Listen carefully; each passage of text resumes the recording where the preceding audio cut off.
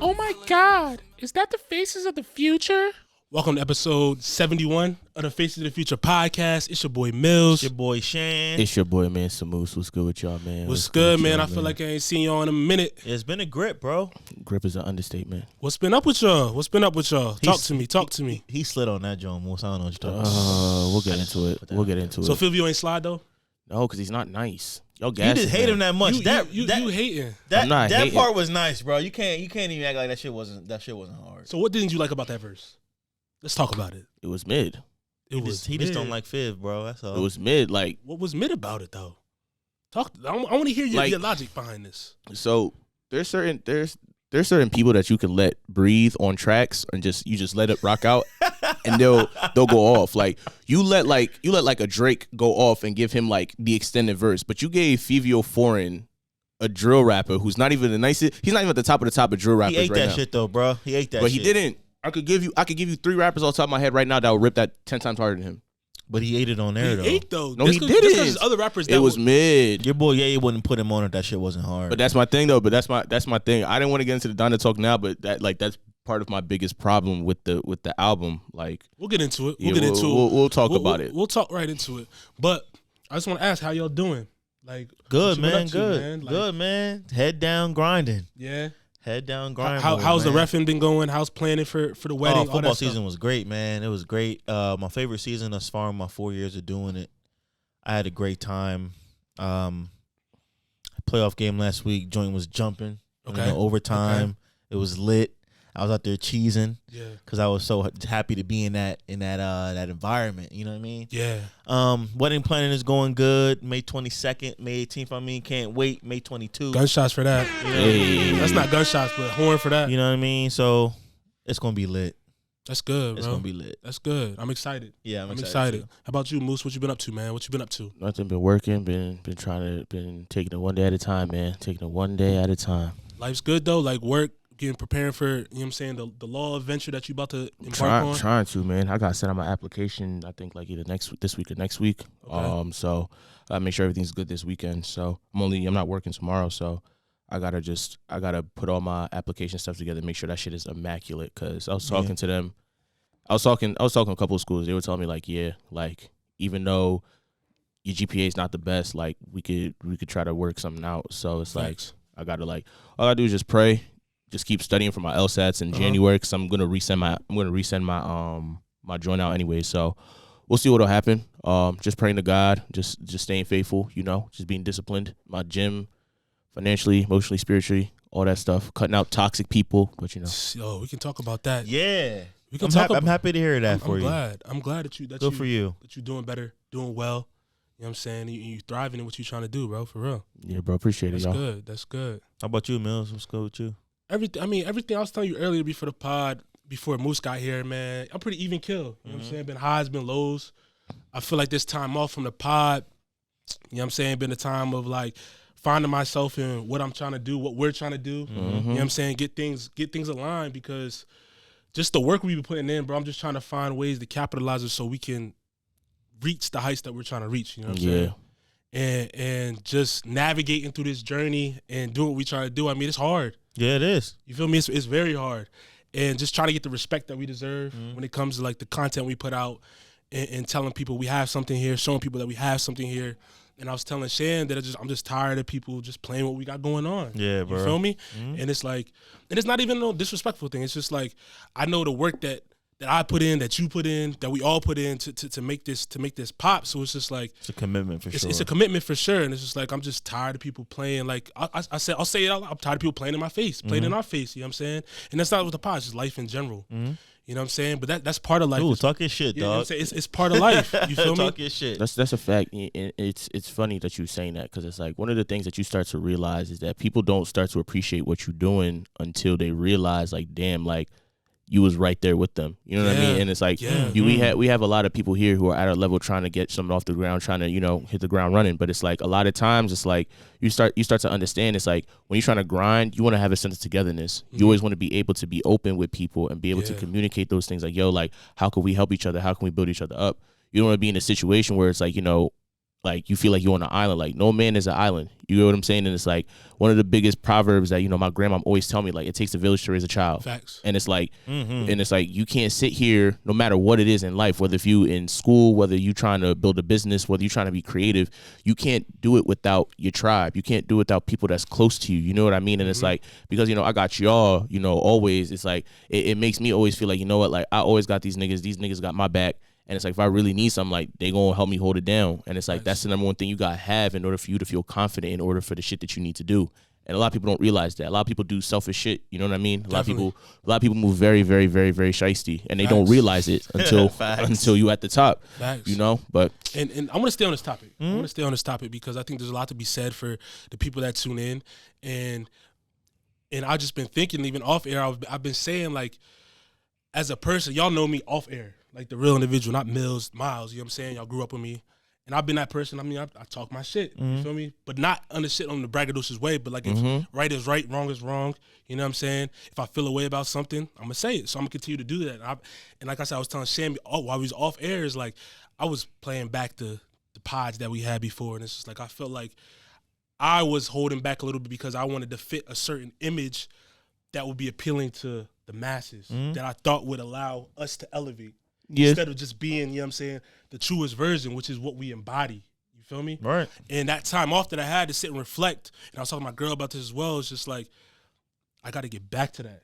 You know what I'm saying? Because that's what the people love. Yeah, the authenticity. You know what I'm saying? The authenticity. Not that I was being fake or nothing like that, but it's just like, I just got to tell it the way it is, because the people that are listening to us, and I only say this because people DM me about our podcast and say, oh, what you said this episode, that helped me a lot. I feel the same way, that type of thing. And it's like, we have to continue to tell it the way it is, tell what's really going on, and explain like the process that we're going to, so that next creator and the next quote unquote faces of the future know what it's like, bro. Word. And they have to realize that shit's not gonna happen overnight.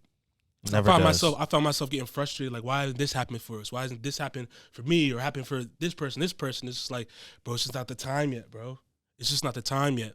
And we all just have to realize, like, when that time comes, we just have to be prepared for it. And I told you when we was talking off air, you know, timing is everything. Yeah, bro. You know what I mean? Yeah. People don't realize how you know, that shit is just true. You know what I'm saying? Everything happens when it's supposed to happen. Yeah. You know what I mean? And in the same sentence though, I want to say that, like, people can't think they can get over on us though. No, you know what I'm saying? Never that. Because, and I was telling Shann this too, we was talking about when we first started the pod, like, we had people trying to buy the podcast off rip. You know what I'm saying? Yeah. A lot of people don't know that. Yeah. You feel me? Yeah. No balling us for bread, and then companies that aren't even here yet. You know what I'm saying? It's just like trying to give us make us all content only exclusive to them. Yeah, bro. You know And it's just what I like we're bigger than that, and it's not even on the creator talk side. It's and we turned that shit down. Yeah. We was like, nah, we ain't with that. Facts. You know what I mean? And even I'm talking like creator side, corporate side, all that stuff. It's like, you have to take it for face value. Yes, people want to see proof of concept, but when you got a resume and a track record, it's like, why? Exactly. It's like a slap in the face. It's like someone coming to you for your product, but saying they want a freebie or a handout or a discount, bro. Because Yeah. when we sat down with them and we went through a couple of the meetings with them, it was like, me and Millz got to talking, like, while the meeting was going on, like, I don't know, bro. Yeah, bro. This shit just don't feel right. Don't feel right, bro. It don't feel right. They tried to make you sign a 360 deal with no 360. No 360 with nothing involved, bro. 360 deal and y'all can't no do this, moving. y'all can't do that, but we gonna take all of y'all shit. We gonna take all your shit. We like, ours. hell. Me and Shann was like, hell no. Yeah. You know what I'm saying? And then in that same sentence, it's just like, cause I lost my train of thought a little bit there, but it's just like, it's gonna happen for us, bro. Yeah, it is. It's gonna happen for us for sure. And I was on the topic about being taking things for face value, like even like in this pandemic, you know what I'm saying, trying to find new opportunities in work, things of that nature. And because I know we've all been through it, you feel me? Like, let's talk about that a little bit. Like, what's the process like you when you're applying for jobs and things of that nature? Do you feel like it's just taking a lot out of you, like when you're in that position trying to find a new position? Things of that nature? It's definitely like, for me, when I was looking for a new job, it was just hard trying to find the right thing, you know what I mean? And then again, you know, you put out application after application after application. It's like, dang, like, when is the right fit going to come along? You know, you go on your interviews and you might walk out of the interview like, that just wasn't it. Yeah. You know what I mean? So luckily for me, I found like all the stars aligned for the job that I'm currently in. Mm-hmm. And it took me 3 months to find the right job, but I found it. I just had to just stay persistent, stay the course, and just keep keep looking, but you gotta get outside your comfort zone, and you gotta put the work in too, to reap the benefits. And like we said, timing is everything. I mean, it just so happened that the schedule worked out perfectly with football season. Yeah. Like everything literally fell into play. Working Sunday to Thursday, so I have my Fridays and Saturdays to do football. No worries. Yeah. You know what I'm saying? I ain't got to worry about leaving work early on a Friday. I can get up, do what I got to do. So everything just lined up perfectly. So that process of looking for a job, especially when you're trying to find the right one, it could be very, very frustrating, to say the least. It's mad annoying. It is annoying. I had a couple of job offers, and I'm like, mind you, I'm not the fondest of my job. Maybe that might just be me and how I think about things, but I'm not 100% fond of my job.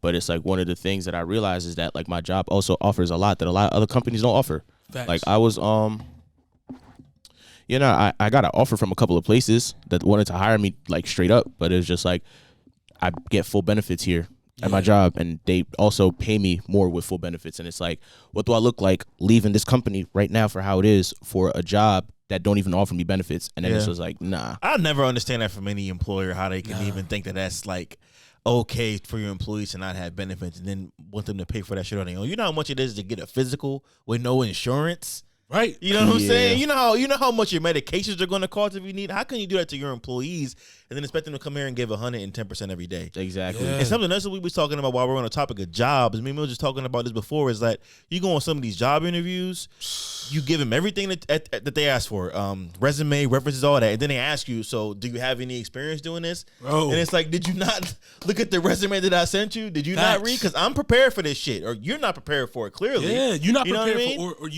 like your resume literally shows you have that. Exactly that what track I've done. Everything I've done, and you gonna ask me if I got experience, bro. It's like, then it's you like, got why, experience? It's like, why did you even bring me here if I wasn't qualified for the job? You know what I'm saying? Kind of thing. So that part about it can be frustrating too, because like off rip, if that ever happens to you in an interview, it's like, what kind of operation is y'all running over here? Yeah, you don't even know the background of your own people before you bring them in for an interview. That's why what you also have to understand is that you're also interviewing a company. You know what I'm of saying? course, definitely. Because for me, it's like you can move anywhere you want. You know what I'm saying? But it's like you have to understand that for you, it also has to fit. You know what I'm saying? And it's like a lot of times we're so focused on trying to make sure that we're the right fit for the company that we often forget that, like, say for example, like Goldman Sachs has to make sure that we're comfortable too.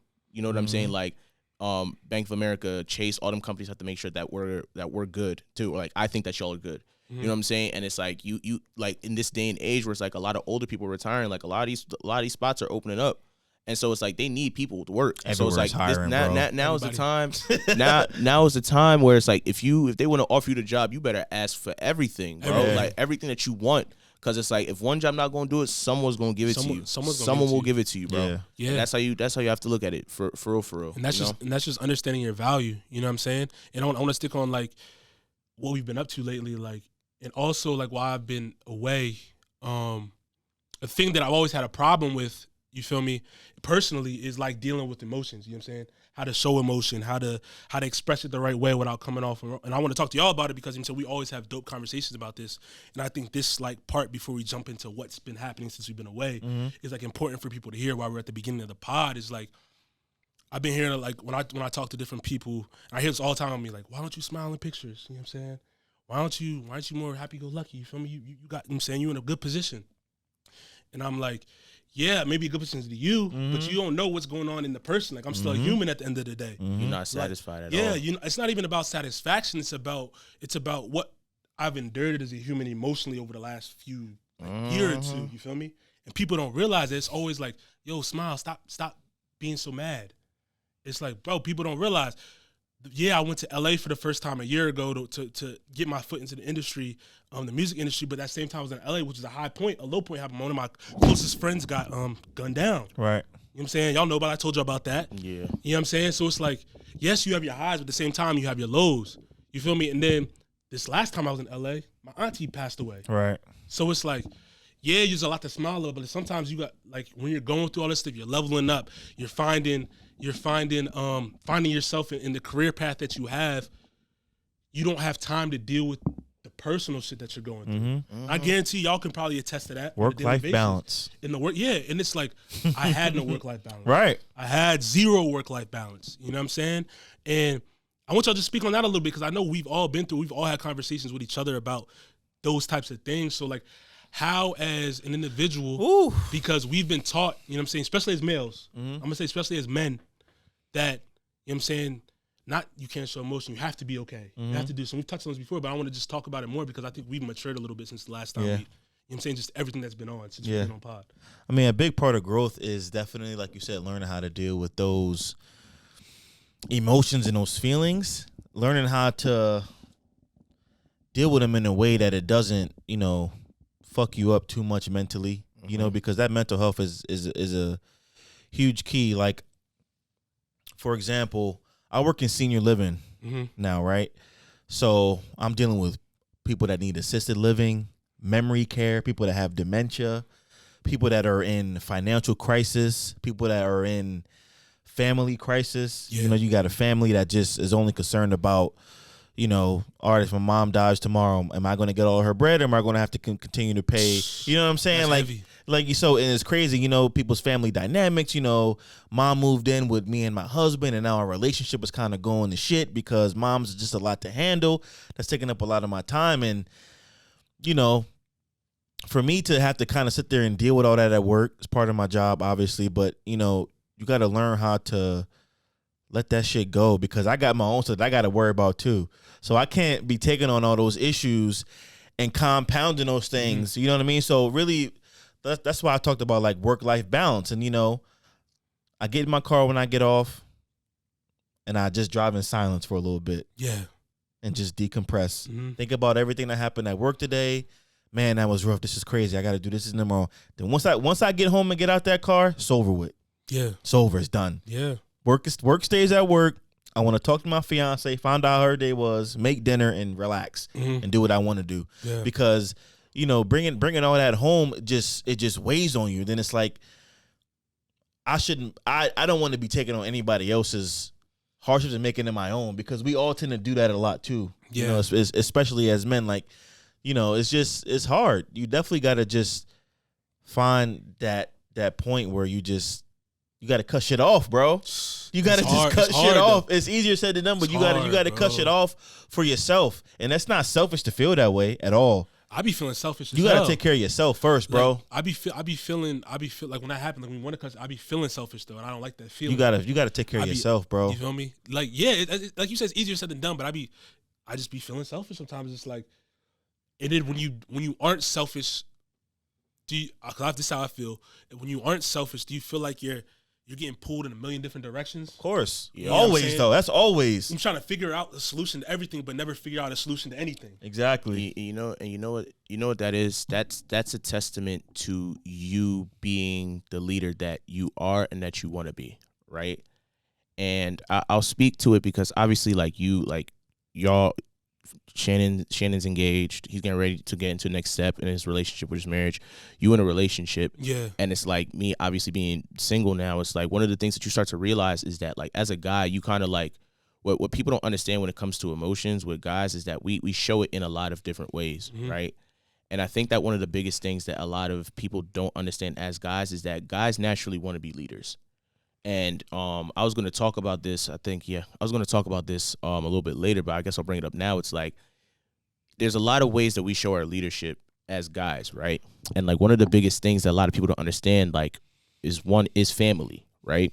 When you're a family, you're technically the CEO of your own organization in a sense. You have to worry about capital to pay rent for your building. You know, you have to make sure that the lights are on, that everybody's running okay, right? And as a guy, you don't get time to sit down and think about the stuff that you want to think about. You know what I mean? So when it comes down to dealing with emotions and dealing with who you want to be, it's like when you're kind, what ends up happening is that, like you said, you're pulled in a bunch of different directions because say you want to take care of your mom, right? You want to take care of your girl. You want to take care of your boys. You want to take care of like your homies, all of that. And what happens is that when you start to be nice in every single aspect of your life, people take advantage of it because they're like, you know what? Maybe Toby will do this. Toby will do this. It's fine, right? You know, like me being the oldest, I'm the oldest grandson and I'm the oldest son in my mom's family, right? So for me, it's always like, oh, Toby has to do this. Toby has to do this. It's like Toby's sacrifices has to come first for the family. But it's like, what about what Toby really needs for himself? You know what I mean? In a relationship, what about what does Toby really want? Why is it that, like, for example, like just dealing with guys in general is like guys will always have to be the ones where they don't even have space to sometimes even feel what they want to feel. You know what I mean?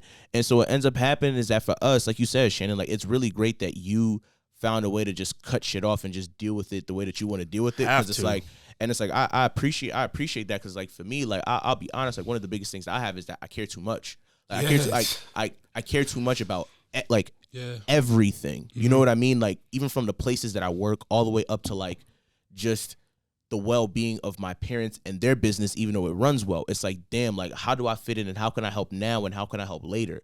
And it's like once you have all that stuff, you're thinking about it, it's like, how do you, as the person that's eventually going to be a CEO of his family or a CEO of just running whatever operation you're running, how do you sit here and put yourself in the best position to benefit everybody? I sound like I'm ranting. Yeah, no, I think a lot of that is just like, you know, taking those lessons that we've learned and seen our parents do throughout the years and applying them in our own way. Really is the best way that I could put that out because, you know, I think we'll all have our, you know, we've had good leadership and good guidance throughout, like you said, our entire village that has been helping raise us throughout our entire lives. So it's really just taking those lessons and just applying them. Really, I mean, I'm looking forward to being a father eventually and being able to take the lessons that my dad has taught me that he's going to continue to teach me throughout being a father and a husband. Yeah, and taking those and applying them to my own family. Like I'm looking forward to all that stuff. You know, but I would say to y'all, definitely don't feel selfish about taking time to yourself because you have to, and I don't think it's selfish at all to make sure that you're good. Yeah, that you're good yourself. That's not selfish by any means. I mean, anybody that call that selfish, you're delusional. How am I selfish for making sure that I'm straight? You know what I'm saying? Yeah. As well as everybody else. Not saying that I don't give a fuck about nobody else's feelings because I do, but I'm definitely going to make sure that I fit some time in there to make sure that I'm feeling right myself. Because how can I help you if I can't even help myself? No, facts. And let me ask a question to that. Then you can jump into what you're about to say. How do you deal with when you do that, but someone guilt trip you into not being that way? I mean, yeah, take a drink for that one. I mean, that's toxic behavior. Okay. That's toxic behavior. You're not going to guilt me into feeling a certain way. I said what I said. I feel how I feel. Mm-hmm. And at this point with everybody, we're all adults. So you're going to have to deal with whatever I said and felt, how you see fit. Mm-hmm. And that's going to be what it is. You know what I mean? You're not about to guilt trip me into doing nothing I don't want to do. Yeah. Or feeling any type of way that I don't want to feel. Period. And it's just as simple as that for me. That's like one of my biggest pet peeves is guilt tripping or like ultimatums. Don't give me no fucking ultimatum and don't fucking try and guilt trip me. I told you what I wanted. I told you what I didn't want. And then especially when you come to me with some shit and I tell you what you don't want to hear, now you guilt tripping me because I'm keeping it 100 with you. Yeah, that's you got me fucked up. That's the biggest one too. You got me fucked up. When they come to you for something and then you give them the answer that they need to hear, yeah, but not want to hear because they thought you were going to tell them what they wanted to hear. Yeah, nah, it don't work like that all the time. And I think that's why it's so important if you're going to be in a relationship to have the right partner. For sure. And that's why I give praise to my girl. You know what I'm saying? I love her wholeheartedly. And she's going to listen to this for sure. It's because she taught me how to like express myself. Mm-hmm. We had a conversation. That's it. She's like, yeah, I can feel when stuff's waiting on you now. Before she couldn't feel that, but I'm like, yeah, I let my guard down because you taught me how to do that. Mm-hmm. You feel me? Because I used to be, you know, me straight face, stone cold. You know what I'm saying? You gotta teach me how to do that. It takes a while. So it takes a minute, bro. I'm in the same boat you are, Millz. It takes a minute, but no, I'm talking about teach me how to be stone cold. Oh, I mean, that's easier than I think. That's easier to. It is easy. Opinion. Just to shut everything off, I feel like that's easier, bro. And I'll say just to jump on what you just said, I'm still learning how to still be more open, more emotional, let my feelings down more because, you know, I don't know if it's a man thing or if it's a Shannon thing, but a lot of times I be feeling like I don't want to sound like I'm bitching about shit I shouldn't be bitching about. That might be little, right? Like for somebody like my fiance, we work in the same field. Her job is more intense than mine is because she's a director, right? Sometimes I feel bad to her bitching about the shit that I'm bitching about at work because she's dealing with it on a much more intense scale, right? But she's like, we dealing with the same thing. Tell me how you feel about the shit. You know what I'm saying? So it definitely helps to have that person that's like, nah, I don't give a fuck what you talking about. Whatever's on your mind, I want you to express that shit. Yeah. So that I can be here for you to help you try and deal with it. Or just sometimes you don't even necessarily need anybody to help you deal with something. Sometimes you just got to get it out. Just get it off your fucking mind. And just say it out in the air and just say what it is. And then that might be all you need to feel better about shit. Definitely. And I think it's not just a youth thing. I think it's just men in general, bro. I feel like we have this consciousness of being weak if we're emotional. Yeah, definitely. Or they go hand in hand automatically. Or the connotation of being called emotional has a negative connotation to it when that's not the case all the time. Mm-hmm.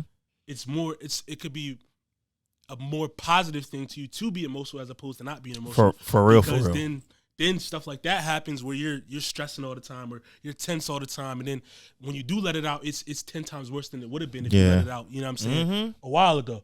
But you know what I'm saying, what are your thoughts on that? Because I know you had something to say about that as well. Nah, I was going to say, what's interesting about that is it's when you deal with people who guilt trip you. I'll be I'm hot, open. I'm honest, open, and transparent today. I'm hot. So like basically, part of my issue. Hold on, say that again. I'm honest, open, and transparent. I'm hot today. Okay, I got you. So one of my biggest issues in my relationships have been I have had a tendency to deal with women who can't hold themselves accountable. And part of my biggest issues have been that where it's like when there's things that I just keep my mouth shut about, it's like, and I'm feeling a way about it. When it comes down to when the things do happen, it's like the situation never comes about me and how you've hurt me. It comes more about how you feel like you're a terrible person for what you're doing. Mm-hmm. And what happens is that a lot of times with people is that a lot of people think that you just saying that you're a terrible person for doing whatever, or I feel guilty. They think that that's the way to show an apology or to show remorse. But it's like, it's not about that. Like, it's not like if I smack you, like, and I say, damn, like, my bad, bro. Like, you know, I feel bad. You know, I just be spazzing sometimes. And it's like, I didn't mean to smack you. I feel so bad doing it. Like, the conversation is not about I and how I feel and what I'm doing. It's about, I hurt you, Miles. So I'm sorry for hurting you. This is something that I did wrong. And the issue with it is that if you can't hold yourself accountable, that just shows that you're not ready to grow. And in a lot of cases for me, I've dealt with people, dealt with women, and not even just women from a relationship standpoint, just people where it's like the conversation comes to reason why they did the shit that they did, or I'm a terrible person, this, and this. But it's like, what about me? Like, you hurt my feelings, bro. And it's like, for me, the biggest thing about me and one of my biggest problems that I've always faced in relationships has been the fact that, like, a lot of times, like, I'm an emotionally intense person. Like, I'll be really sad. I can be really angry. I can be really happy. I can be really, really chill. And it's like the problem with that is that because I go from like one emotion to another, it's like really intense. Mm-hmm. And a lot of people don't know. And even sometimes me, it gets annoying because it's like, I don't know how to like deal with that because it becomes an issue all the time. Because if I'm angry, I'm not allowed to be angry at, like, society tells you can't be angry at your girl because, yo, it's a girl. She just does shit. You know what I'm saying? In my culture, it's like, oh, just let her be. It's just women. Women are just women. You as a man just have to focus on your money, focus on yourself, right? And it's like, for me, it just becomes a situation like, okay, so where does Toby fall into this? Where does Moose and how he feels fall into this? Where does the accountability on them fall into this? Because for me, I know I'm racing a little bit, but my biggest thing has been I'm quick to forgive and forget and put things in the past if you're willing to hold yourself accountable and actually make those changes in holding yourself accountable. That's the one. If I see the same issue in multiple different problems, I don't let shit go because it's like the problem is still there. It's like, hey, for example, I'm not saying this is true, guys, but Shannon, you got roaches in your house. You got rats in your house, right? Okay, cool. I'll just kill all the rats. They're gonna think he had rats and roaches. He doesn't have rats in his house. I promise you he has no rats in his house. But I'm using this for example. Well, like, they're going to this. Nah, but I'm saying, like, for example, like if there's something wrong, it's like, okay. It's like, actually, no. Let me not use that because that's disrespectful. A prime example is this. My dad was fixing the sink in the house, right? My dad's like, you need to come watch this because I'm going to fix the sink. And I was looking at the sink. Mind you, I used to live in a bad house in New Brunswick, right? Yeah, and I'm like, one in Rucker's crib. Yeah, them shit my nutty. God. I'm like, Dad, you're not going to be able to just fix this and do this. He's like, no, I'll be able to fix it. He went and bought the drainage stuff, and he's like, yeah, no, it should be fine. It was fine for like 2 hours. Shit flooded again. I'm like, Dad, you're not going to fix this. This is what you need. You need to call somebody to fix this. Mm-hmm. Nah, it's fine. He went into the pipes. He tried to remove some of the stuff in there. He's like, yeah, it should be fine now. Same shit happened. He was going this on for 3-4 days. I'm like, Dad, you're not going to fix this. You need to call somebody. Took him a week to call somebody. I'm like, this is exactly what I'm talking about.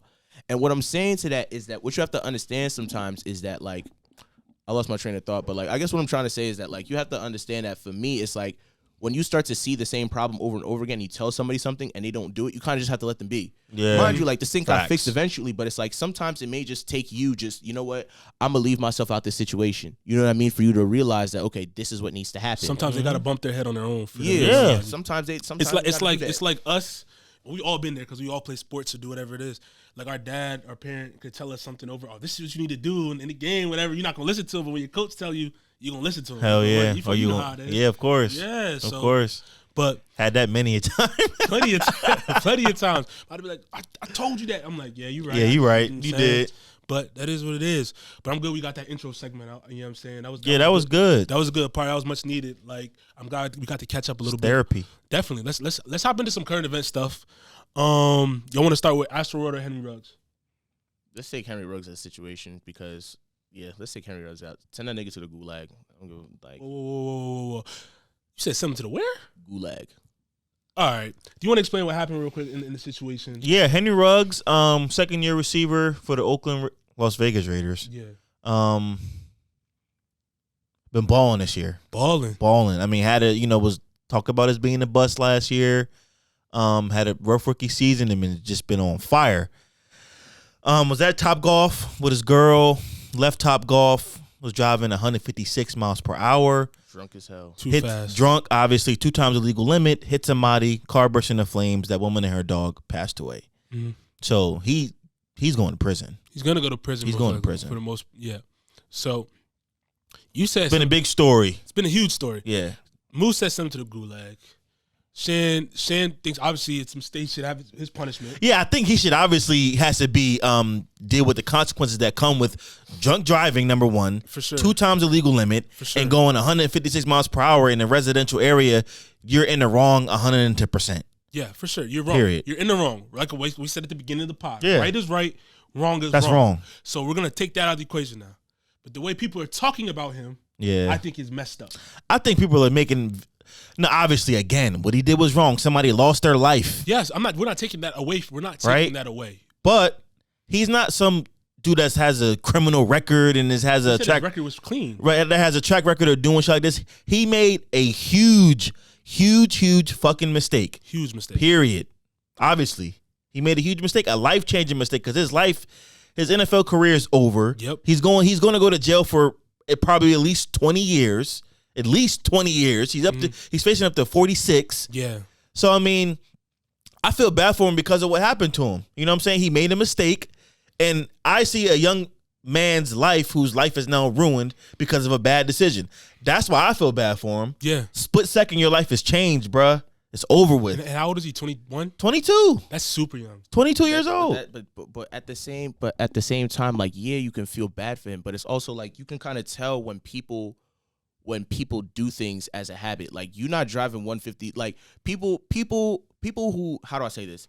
If you're driving 156 and you're drunk, he's out of pocket for that. He out of pocket, but at the same time, it's like, let's be honest. Most people that are drunk, even if, like, I'm not condoning this, don't drive home drunk. But if you're drunk, I've never met somebody who was drunk and drove over 100 miles per hour and didn't do that previously when they were drunk. I'm sure he's done it before, but also think about how many people drink and drive on a daily basis. No, you're right. But what I'm saying is, who goes 156? Like, we know people that do that regularly. But what I'm saying is that because you do that regularly, my thing is that you went 156 in a residential. That was wrong. That's wrong. And what I'm saying, he's wrong. But what I'm saying is that had to have been a habit.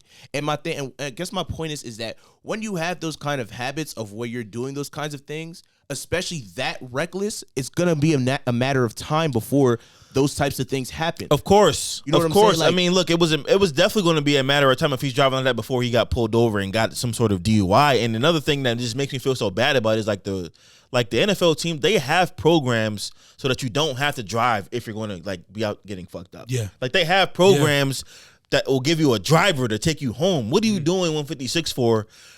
Going that fast while drunk, while 2 times the legal limit, bro. Like it's just bad all the way around. And my thing is too, like we always talk about, like that, like you said, he was with his girl. Like, I'm not gonna say it's her fault, obviously. Yeah. But like, do you think she would have like said like you shouldn't be driving? Like, I don't know. I mean, look.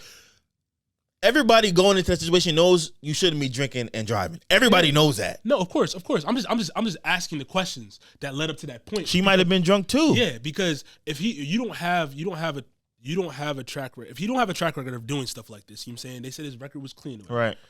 Why now? That's what I'm trying to figure out. Why this time you decide you're in the middle of football season? Yep. At one, like why now would you decide to take because that chance? He's balling. Because he's balling. The Raiders are doing well. He's doing well. And So they're it's it's a moment of just, I'm you know. I'm that nigga. Like it's like I okay. feel like I'm that nigga. Like I could do what I want. You know what I'm saying? And it's like one of the things that people don't understand is that liquor makes you a little bit more confident in doing and saying the things that you want to do. And it's like for him, it's like he probably felt like he was that nigga.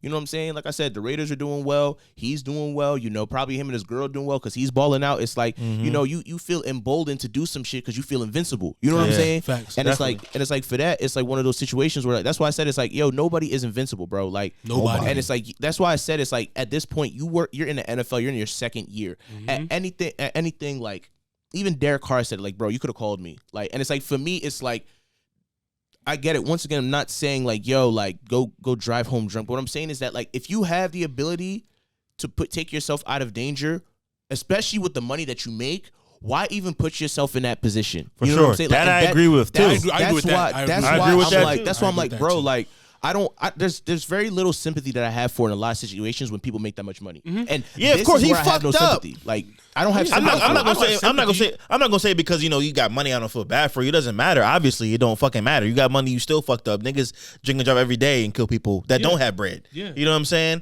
And it's like another thing, just to what you said about like his girl being in a car. You know, she was drunk, or he could have really just been like, you know, you're not driving my shit, because a lot of men are like that. You're not driving my car. You know what I'm saying? Period. Nobody's driving my car but me. You know what I'm saying? So you know that could also have been another dynamic of that. You know, just then Uber. Facts. Yeah, That's what I don't. That's another. You have all these resources and all these options to get from point A to point B. Why decide? And it's that invincibility, and it goes back to what Moose said. It's not the first time he's done it before, I'm sure. So he's probably thinking I've done this plenty times. But going 156, that's never you acceptable. OD'd it, bro. That's You OD'd it. You know what I'm saying? When do you ever need to drive that fast? You don't. Somebody lost their life, bro. So obviously he has to be. I'm not saying like, oh, he shouldn't be punished. He should get probation. I'm not saying that, though. You got to do time for that. You took somebody's life, bro. For sure. And you was drunk driving. You took somebody's life. So I mean, you in the wrong 100%. But I'm definitely saying that I feel bad for the situation. I feel bad for the situation. Yeah. I definitely. I'm not saying he shouldn't be punished. I just feel bad for him. The situation for sure. I can, because you hate to see anybody that's at the top of the world lose everything in a blink of an eye. Yep. You hate to see over something that could have been so easily avoided. Yes. Yeah. And I just didn't like the way he was crucified in the joint. Personally, I get it. But, I get it too. You know what I'm saying? His mistake was just bigger and more detrimental to him than what the everyday person makes, in my opinion. Especially everything going on with the Raiders, with the John Gruden thing, and it kind of just like he's their star receiver. Yeah. So it's sad to see. And it's Vegas is a big market, so definitely. Yeah.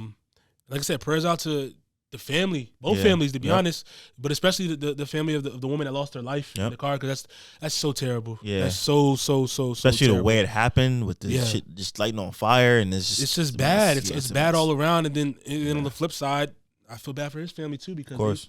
Who knows? He could have been the breadwinner or whatever, and he lost everything as well. But I mean, that's what happens when you don't make the right decisions, the right choices. If you're gonna make those kind of decisions, you have to be ready to deal with the consequences that come with that if something goes wrong. You have to. Period. You have to. If any of us drink and drive, we got to be ready for what's going to come with that if we get pulled over and breathalyzed, or just don't do it. Check out. You know what I mean? What I'm saying? Like, yeah. But speaking of mistakes and doing dumb stuff, let's jump to Astroworld. This shit's crazy, bro. This whole debacle, I don't even know what to call it, is ridiculous. So it was this past weekend. Is it an annual festival? It's an annual festival. Annual festival. Yeah. Astroworld. Travis Scott's one of the biggest festivals in the world. Had over 50,000 people there. Big ass rave. Yeah, big ass rave took place. And during this festival, over the weekend, I think it was 8, now confirmed 9 people passed away from either cardiac arrest or being trampled. And then other people had detrimental bodily injuries. So, my question to you guys is, if you're at a festival like this, is an artist at fault for the things that happen in the crowd? No. Also, support some dude was going around sticking people with shit. No. Like, you heard all kinds of fucking crazy ass stories. No, the artist is not his fault. Like, I'm gonna paint a picture for people, right? Mm-hmm. So, imagine you on stage, right? And you have bright lights, you have flames, and at the same time, those lights, because I'm a photographer, I know light, that light's only reaching so far. After those lights, you just see straight darkness. Mm-hmm. You can't see nobody. You can't see nobody after that. So how is Travis Scott at fault for the reactions of everyone else in the crowd? That's number one.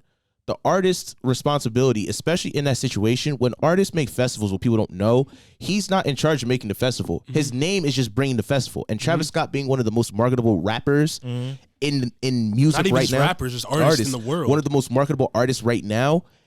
He's naturally bringing in people, right? And so how do you now blame him for the responsibility that he probably hired other people to do? He probably hired people to run the festival, make all the festivals, bring the names in. Because obviously, most of these people don't do that. They're known for making their music and performing, and that's it. Their part of this whole thing is to bring in the people and provide the entertainment. They're not responsible for bringing in Drake or SZA or whoever. Now, going into the situation with the people who probably ran the organization festival, what a lot of other people don't know is that what happens is that in order to save costs, a lot of these people just hire a bunch of people just to save face. For example, for me, I did Made in America. They just hired us to go and do drinks, and we made money off of tips. You know what I'm saying? So you can't hold some of these people responsible for people who didn't know CPR. Yes, you can to an extent because maybe they didn't know and they probably just got hired. They didn't know what they were doing. But some of these people, they just got hired because they needed to have those numbers. And people don't understand that. They're just like, oh, we saw Travis Scott. He's responsible as Astroworld, right? And you can't really blame him for that. Like, you can't blame who's being hired. Like, most of these artists don't know that. You know what I'm saying? J. Cole has a festival. I guarantee you J. Cole don't know the name of the nigga that's dealing drinks in zone E2. He don't. And lastly, this is my biggest problem with it, right? And I'm going to say something a little bit wild here. I think that we should bring back gatekeeping as black artists, like as black people. Because what you have noticed is that in rap concerts, right? I'm going to say something a little odd pocket. Like, you don't see people at Kendrick Lamar's concerts shooting niggas. If Pyrus and Crips all got along, they're probably going to be down by the end of the song. Kendrick Lamar should be dead. If the intention of what people are saying is that Travis Scott incited these riots and Travis Scott was the reason, like I said, if Pyrus and Crips all got along, they'll probably gun me down by the end of the song. Kendrick should be dead. Crips and Blood should be beefing at the concert. You know what I'm saying? Like, a lot of these people with the lyrics that they have, they should be fighting. Donald Trump should be dead, thanks to YG. But that shit didn't happen. You get what I'm saying? So it's like, for me, it's like you're blaming these artists for the reactions of other people. Mm-hmm. And why that's annoying is because what happens now, and this is the problem why I say that we need to gatekeep as black people. What a lot of people do when a lot of non-African Americans come to a situation, when something goes wrong, they always go and blame the bigger entity, and they don't hold themselves accountable. Like, it doesn't make sense that we all have seen TKE frat boys jump and break tables, run through walls that they don't even own, and then they just whatever about it, right?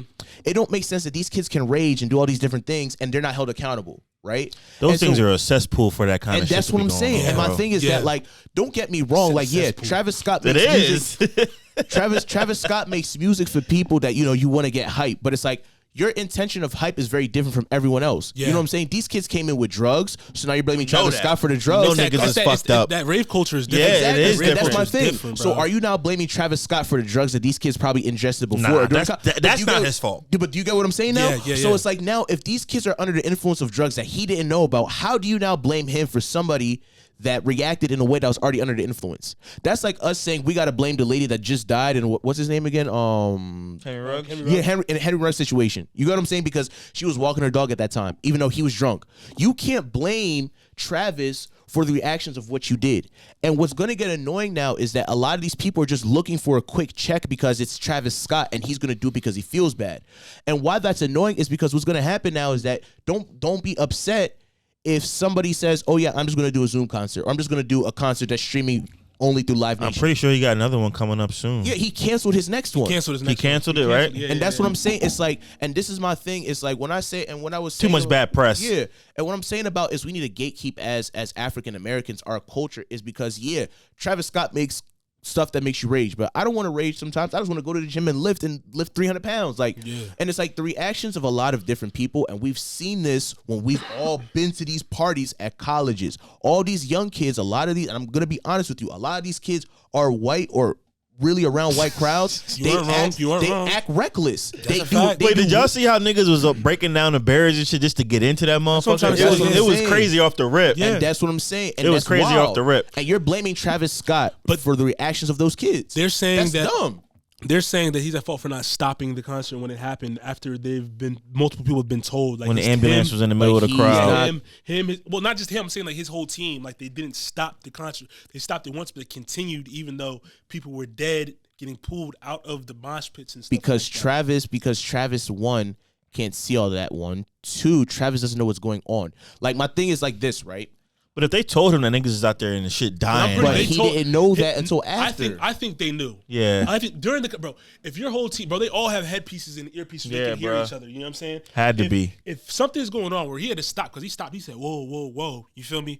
He had to have some type of knowledge that something wasn't right. But that's from his vision of what he's seeing on stage. Do you get what I'm saying? Yeah. There's a difference between saying, yo, somebody died 40 feet back where Travis can't see versus the first probably 15 rows you could probably see and you see something going on. Yeah. And that's what I'm saying. What I'm saying is that I highly doubt 100% that Travis knew that 8 people died or even saw that stuff. I'm not saying that he knew 8 people died. But what I'm saying is that most of these people that probably knew, I'm guarantee you for a fact, the owners of the people that were in charge of running the festival probably knew, but that information didn't get to Travis probably until later. But what I'm saying, though, is like even the people that are running the event and his team, they're in constant communication throughout the whole So what is event. Travis, but what is Travis supposed to do if he's on stage? I'm not blaming him. I'm saying, I know, but I'm saying like, when I say Travis Scott, I'm saying the entity of Travis Scott, which means his team around him that's running the event, not Travis the person. No, I understand. Those are two different things.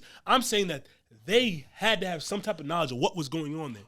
And what I'm saying is that even with that information, what are they supposed to do with Travis when Travis is is There's certain things like walk on the stage and be like, yo, we need to stop. Wait, no. Because if that's the case, I'm gonna bring this up like this. Let's go to Michael Jackson. How many people have fainted at Michael Jackson concerts? There are people that have probably died. At Michael Jackson, probably, obviously, like, because of how he is, he just be standing there trying to look cute and shit like that. And it's like, you know what I mean? I know what you mean. I see the videos. I see the videos. But it's like a lot of people probably have fainted, probably gotten injured from that. But fainting is different than getting trampled, bro. But what I'm saying is that there probably have been people that got trampled, but he doesn't know that until after. You can't blame him for that. And that's Michael Jackson. I hear what he's saying. And the last thing I'll say is this, right? I find it very ironic. I find it very, very ironic about how everybody is bashing Travis Scott and bashing Drake for all this stuff that has happened, right? Well, what, Drake got bashed? Yeah, because they're saying, oh, Drake put up a post about Astroworld and people died and he didn't know, right?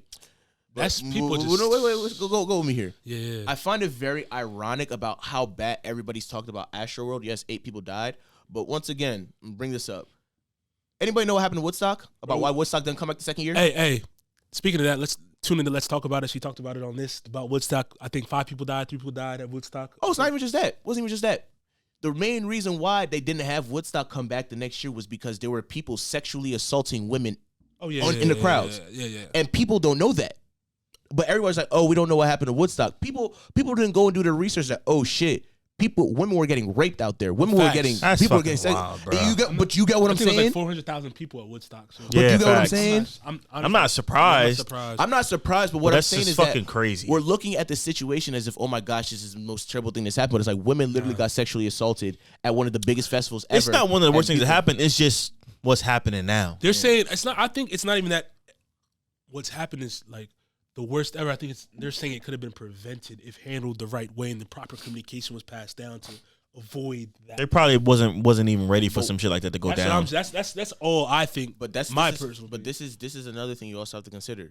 niggas just got off lockdown. Like everybody's been acting wild since we got. And off that's lockdown. why the security should be on 10. On 100. That's my thing, but that's the thing though. What you don't know, like I'll put it like this: like shout out to my niggas at It's Rutgers. Texas though. It's not even just Texas, because this shit happened to Rutgers a couple years ago. Like, org threw a party on Halloween like a couple years ago. The party promoter, he went and hired security, and they're not armed security. They're not. He didn't hire armed security. He said, "Yeah, I got armed security." Da da da da. They didn't have armed security. Someone snuck in through the back and he shot 2 people.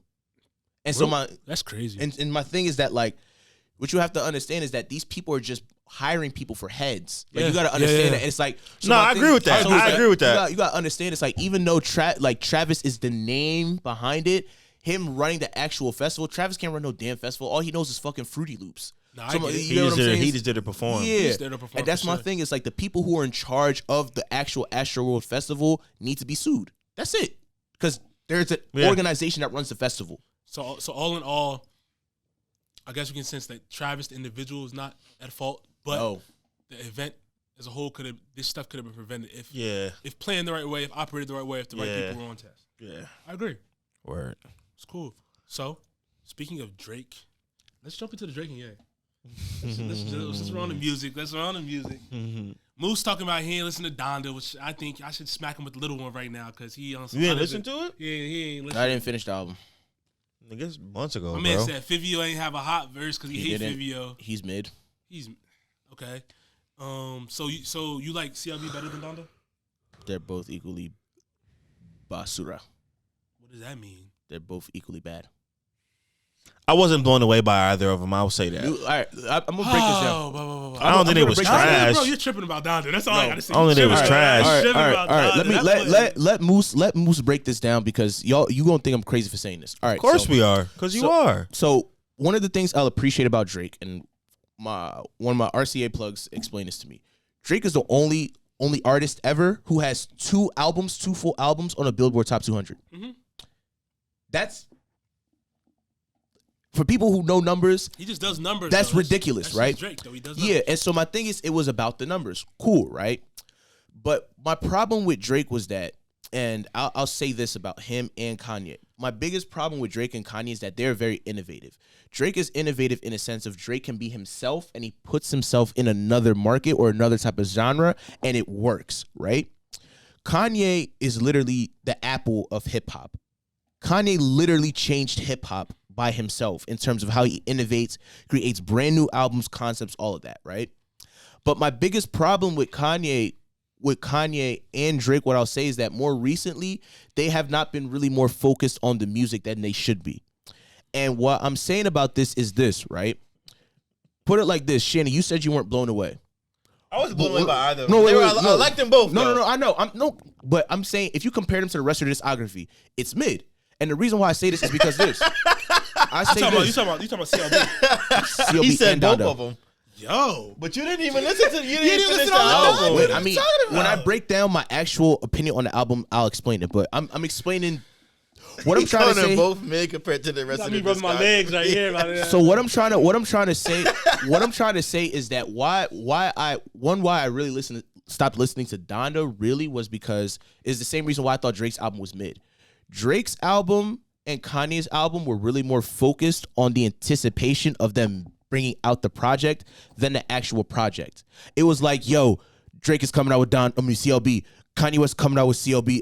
Donda, da da da da da. Oh my gosh, they might drop on the same day. Oh my god, like the anticipation became so much to the point where we wanted to listen to it to see what it was like. And what happened was that you created so much anticipation that it dropped, and it was just like, this is what I waited for. Nah. I kind of understand what he's saying. You get what I'm saying? I understand what he's saying on Millz. I'm not saying I agree. I'm not saying I agree, but I understand. But I hear what he's saying. He's right, because of the anticipation of everybody was building up before they even dropped. That everybody wanted to be like 20 all-time classic hits, and neither of them were that. I think Donda hit the mark, bro. I think Donda was a pretty good ass album, bro. I think Donda was good, and I like Donda more than I like CLB. So do I. Definitely, but I think to what Moose is saying is that people were expecting 15 to 20 all-time classic hits, and they didn't get that. I get that, but whenever we ever had an album that's all 20 all-time. But what he's saying is that Drake has never dropped an all-time 20 classic. What he's saying is the anticipation leading up to both albums made niggas think that. Scratch That's that. what he's saying. He dropped the classic album before. I'm capping, but That's what he's saying. I get what he's saying. Like, because it's like you got to understand. Like, talking about, let me say my point about Donda first before you jump into your next point. okay, I understand the anticipation, but you have to understand what Donda was, bro. I love Donda. I've come around to it. You have to understand a lot. It's not just the music. It's not just the music, bro. Yeah. And he explained this, and that's why I said before the pod that I'm glad he explained what Donda was, because we've said this before on the pod the last season about it being more than just the music. He was in a mind state, and he said this on the quote unquote, that he was reminding motherfuckers who the hell he was. He doesn't just do music. Mm-hmm. He doesn't just do fashion, bro. Mm-hmm. He doesn't just create art. He doesn't just make music. He wanted to remind people that he's top tier in everything that he does, and I think he did that. Mm-hmm. I think he did that. The music, if you listen to Donda from front to back, it's an experience, bro, and it's a vibe that puts it puts you in a feeling, bro. Mm-hmm. And I was talking about to Cole this in the shop, bro. I'm like, yo, CLB got some hits. Obviously, Drake gonna drop hits, you know what I'm saying? But as a whole project, the one I keep going back to for whatever reason, bro, Donda puts me in some type of feel that I ain't felt in a minute. Even driving up here, like, that joint got my mind right for the pod, bro. I'm just like, it put me in an emotional state. I don't know if it's because the place we are in our life right now, but I'm just saying, I thought Donda hit the mark production wise and content wise. Well, you knew it was gonna be a masterpiece as far as the production went because it's Ye. And that's my whole point of why I was upset about the anticipation. Like, why shouldn't people be excited for Kanye to drop some shit? No. This is what I mean. Anytime Kanye do something that has anything outside of fashion and music, anytime Kanye West does or say something, you know something's coming. And that's when the anticipation starts. But what I'm saying is that it's not, like, my thing about Kanye is that, for me, how I look at it is that Kanye is at a point in his life where Kanye doesn't have to do some of the things that he's doing to build anticipation for his album. But it's you know how he is. But that's my point. That's part of who he is, though. But my thing is, Kanye started going overboard with that shit once Drake came into the scene. He's been overboard. He's been overboard back to fucking walking on a stage when Taylor Swift got the fucking award in 08. What was it, 08? But what I'm saying is that after that, where did Kanye go for 2 years? What you mean? What you mean? He went away for 2 years and made My Beautiful Dark Twisted Fantasy. And why I'm saying this is because... But I'm saying he's always been over the top. He's always been over the top. Yes, he's been always over the top, but listen to what I'm saying, though. Kanye disappeared after the Taylor Swift incident, came back, yo, Good Music Fridays. We gonna make Christmas in Harlem. We gonna drop, what's I can't think of the name. All the shits that he was dropping. That was the anticipation I was waiting for. When I think of anticipation for Kanye, I just want fucking music. I don't want to listen to, yo, I'm running for president, me and Kim getting divorced. Bro, but that wasn't part of Donda. Fuck all the antics. Wasn't part of what I'm Donda. saying, Fuck that. Listen to the album, bro. I'm not even that's saying what I'm saying. That stopped me from listening to the album because of the anticipation building up to it? No, but what I'm saying is that anticipation became so big to the point where it was like, oh my gosh, he's doing all this. And then you heard sprinkles about Donda that he was going to drop Donda last year or the year before that. He didn't. Listen to the fucking album, listen to what bro. I'm saying. But what I'm saying is that he left it, he went away, and it's like all of a sudden, oh, the presidency thing came. Everything else started coming. It's like all this stuff he does, it's like, I get he's over the top. But there's a certain point for someone who has been told they're always doing too much. There's also a place where niggas that do too much is doing exactly way too much. He was doing too much. He even said he's doing too much. What I'm saying is, though, like, with Ye, though, bro, you know that's how he is, bro. That's how he is. That's how he's always been. I get the anticipation and shit like that, but what did you expect? All right. He's creating a project about his dead mother that messed him up. Everybody knows when his mom passed away, Kanye kind of went, you know what I'm saying, even more overboard because that was a figure in his life that, you know what I'm saying, meant a lot. And so for this project, of course, I expected him to go overboard, to promote it the way he promoted, to build up the anticipation because this is something that we've been waiting for a long time. And then when you see what's it called? I call it almost like a playwright that he did in the what's the name of the stadium? The Georgia Dome? Yeah. When he maybe he shouldn't have had 3 of them joints, but like all 3 of them sold out. Yeah, that's what I'm trying to say, bro. Like it's more. It was, and more I wanted to go to one. If we're talking about the whole thing, if Kanye, I'll put it like this: taking the presidency thing out, taking the Donald Trump stuff out. If Kanye literally said, Kanye was, chill. Obviously, he does too much. I understand that, but if Kanye was just being normal Kanye, because him doing the presidency stuff, the Kim stuff, all that stuff is not normal Kanye, and I'm gonna just throw it out there. I'm not saying we're not. But what I'm saying is, if Kanye was just being regular Kanye about the stuff that he talks about, things that he does, and he literally said, "Yo, Georgia Dome, Donda, be there." That at that point, I'm more excited that this nigga might have dropped the best album he ever made. Bro, but you're acting like the Kim and the Kim stuff or whatever you're talking about and the Trump stuff is hand in hand with Donda. Why can't they be separate, bro? Because why can't they be separate? I don't think the Trump stuff had anything to do with Donda, bro. He's saying he stopped doing the album to try and run for president. But that's just him. But what I'm trying to say is that you brought, like, my thing is like, you understand album rollouts, right? But my thing is that, like, my biggest thing about album rollouts is how far are you willing to go to get attention for your album rollouts? And part of my problem, he was willing to go as far as pushing his date back multiple times. And what I'm saying is that with Kanye, yes, the Taylor Swift thing happened that went over the top, and he used that for his next album rollout. I understand that, but where I'm coming from with it is that at a certain point for Kanye, at where he is at in his career, him doing the stuff that he's doing as the artist that he is and how we look at him is too much. But that's the thing. That's what I'm saying. I think that's where you mess up at the way you're looking at him, though.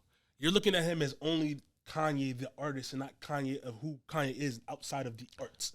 But then my thing is that if that's the thing, if Kanye as the entity, the marketing entity, the artist, and the music maker that he is, if you follow Apple, you don't have to sit here and run for president to do that. Why can't he run for president, though? Because we all... I'm saying... let me ask you this. Why can't he run for president? Nobody's saying he can't run for president, but my thing is that what I'm saying is that every time Kanye has done something or something has came out wild, it has always came with a product. That's the thing of what I'm trying to say. What product came from him running for president? The whole presidency thing came from a whole year of some change, and he dropped the music, did he not? He dropped clothes, he dropped a bunch of different things. He dropped product. It doesn't necessarily be music. What did he drop? What did he? Didn't Yeezy season 5, 6 come out during the same time he was running for president? Bo didn't need that to do. That's not. I don't think that's part. That's what I'm trying to say. I think you're thinking that that's tied to that. I think he was on some other shit. He's like, he's trying to prove a point in the real, some real shit. And then he has his music shit, his Yeezy shit. But what I'm trying to say, as a former Kanye stan, why is former now? No, why former? As a former Kanye stan, you have to understand that whenever Kanye is doing something, it's not just that. Because I understand. She ain't an Yeezy fan no more. No, I'm not saying I still love his classics, but my thing is that for me, it's like I'm getting to a point in my life where it's like, bro, like it's too much for you. Yeah, it's like, bro, like we look at you at the same plane as Jay-Z, as Diddy, to an extent. But he's not, though. That's the thing, though. Okay, bro. He's not, bro. So let's ask a real question here. Do you think Kanye is more gifted overall than Jay-Z and Diddy? Yes. Okay, so they're not on the same playing field. That's what I'm trying to say. But you're looking at it from a standpoint of talent. I'm looking at it from a standpoint of who Kanye is as an entity in hip hop. When we look at Jay-Z, we don't just look at Jay-Z as a musician. That's why we look at Jay-Z as one of the greatest who ever did it. He's a mogul. You get it?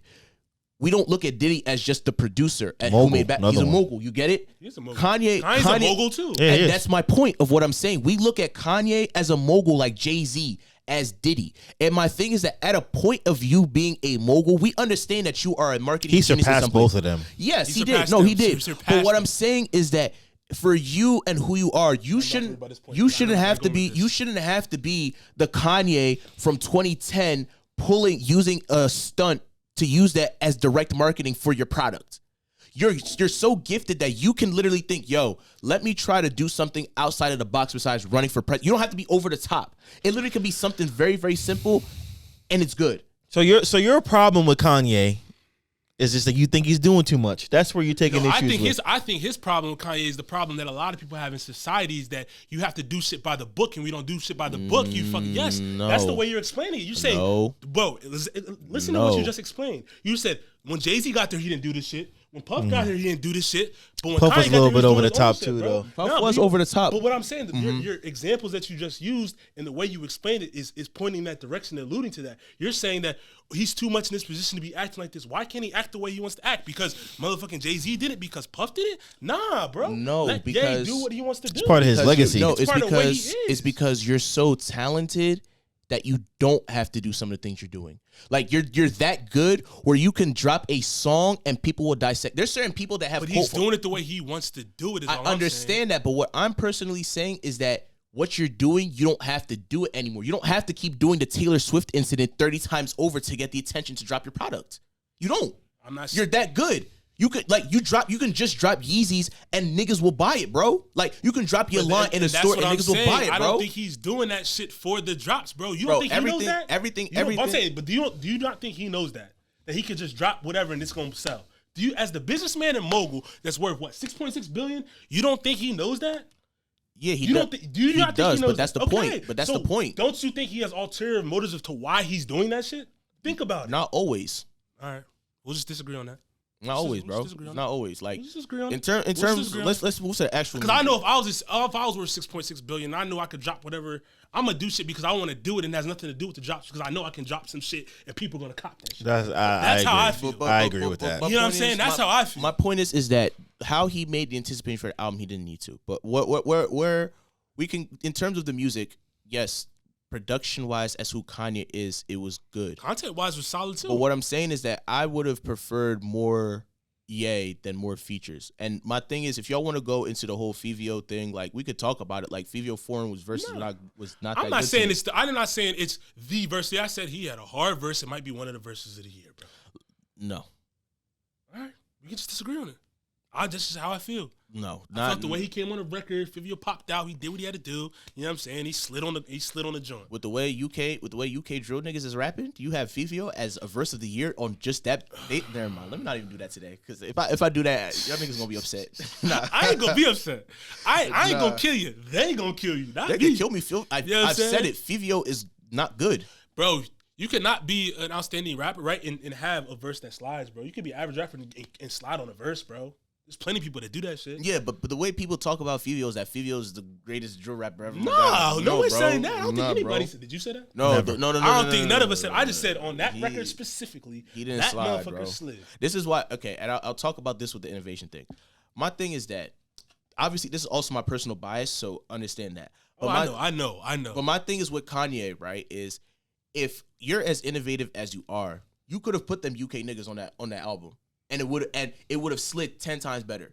But he didn't. But that's your preference, though. But I'm not even just saying that. That's what you wanted. No, I'm not even just saying that from what I wanted. There are drill niggas that rap better than a lot of these niggas out here. Okay, but Kanye wanted Fivio on his album. And that nigga his ass. To you. No, to the majority. Bro, I've heard the majority of people say he slid on that verse. Yeah, that's because niggas don't listen to real drill. To you. All right, man. Bro, how you gonna tell people that their opinion is wrong? How you gonna tell somebody because you think somebody is the best that that's wrong? I'm not saying, I didn't mention anybody specific. That's like me saying, Millz say Brady's best. You're wrong. Boost is top 5, bro. I can't tell you you're wrong. I can't tell you that your opinion is not valid. No, but I'm not. All right, so who had the album of the year? Fuck all the bullshit. Who had album of the year so far? Wale. You know, he actually is top. He is in top contention. Did you listen for Lauren too? Did you listen to Lauren too? No, I didn't. Listen to no music. I'm not giving any opinion. If you didn't listen to Lauren too, then I'm not. That's why I'm saying. I just asked you what the album of the year is. I laughed because I knew you were gonna say. Well, he knew he was gonna say. I'm not saying he has the best number one. No, he's like in the. If you were to put 10 up there, he's definitely top 10. Him, Meek is definitely up there. Tyler's up there. So you like Meek's project? Yeah, Meek's project was real good. All right, cool. Cause I heard a lot of people saying, I'm like, Meek slid on his joint too. No, he did what he had to. Thank you. Tyler's is definitely up there at the top. Tyler's up there. Who else dropped? I mean, just purely rap. Yeah, Tyler. I'm gonna bring in my UK people. Lil Sims had an amazing album. Dave dropped this year too, huh? Huh? Did Dave drop this year, right? Yeah, Dave's project. I like Dave's project a lot. Dave project. I keep saying this. I like Dave's project a lot. Like, he not a drill rapper, but Dave is a rapper. You put me on Dave like 3 or 4 years ago. He is a rock with Dave, rapper. I rock with Dave. That nigga. That nigga. All right, snaps. We get you. But him. Who else? There was somebody else. You like Baby Keem's album? That's who it was. Baby Keem's up Baby there. Keem had an amazing debut album. Don Toliver had a great album, and I feel like I'm missing a couple of other people. I gotta look through my. That's a good list, though. Where you put Cole? I mean, he had a good album. I thought Cole's album slid. Top 10 for the year for sure. Top 10 for sure. Would you put him at 10 then? Nah, not 10. I could put him at 10. I'll put him in my top. Like Just 7, strictly rap. 6, 7. Strictly rap. I'll put him at. I can put him up in top 10. Because I thought Cole. First, I applaud him because he was the first one to go. Yeah, because he went, no no gimmicks, no nothing. Just That's went. why. That's part of the reason why I respected it. Like, Yeah, I love Cole as a I'm rapper, trying to think who bro. else dropped this year that I listened to. you know who else had a good album?